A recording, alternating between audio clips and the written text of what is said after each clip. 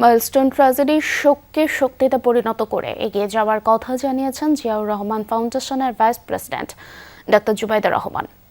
জাতীয় বার্ন ও plastic surgery ইনস্টিটিউটে মাইলস্টোন ট্র্যাজেডির ঘটনায় আয়োজিত স্মরণ সভায় কথা জানান তিনি। বলেন, ভয়ভীতি উপেক্ষা করে কাজ করে যেতে হবে।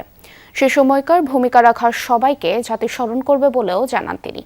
এ সময় স্বাস্থ্যমন্ত্রী সরদার মোহাম্মদ শাখাওয়াত হোসেন বলেন, ক্ষতিগ্রস্তদের চিকিৎসা পুনর্বাসন ও প্রয়োজনে বিদেশে উন্নত চিকিৎসায় সরকার পাশে থাকবেন। জানান, দেশি বিদেশি চিকিৎসকদের মানবিক সহযোগিতায় বাংলাদেশ চিকিৎসা সেবার সক্ষমতার প্রমাণ। এদিকে 21 জুলাইকে জাতীয় বার্ন অ্যাওয়ারনেস ডে ঘোষণা এবং বার্ন ইনস্টিটিউটকে অ্যাপেক্স সেন্টার হিসেবে গড়ে তোলার আহ্বানও জানায় ইনস্টিটিউটের পরিচালক ডাক্তার মোহাম্মদ নাসির উদ্দিন।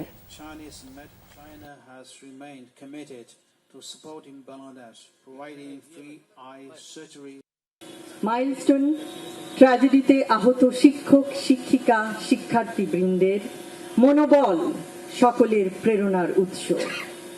ভয়াবহ অভিজ্ঞতার পরও আপনারা যেভাবে সাহস ও সংকল্প নিয়ে ভবিষ্যতের দিকে এগিয়ে যাচ্ছেন, জাতি কোনোদিন ভুলবে না। যারা এখনো ফলো আপে আছে, আমাদের ডাক্তাররা নিষ্ঠার সাথে বার্ন ইউনিটে কাজ করে যাচ্ছেন। এরপরেও যদি আরো কিছু উন্নততর চিকিৎসার প্রয়োজন হয়, আমাদের সরকার, আমরা পিছিয়ে থাকবো না।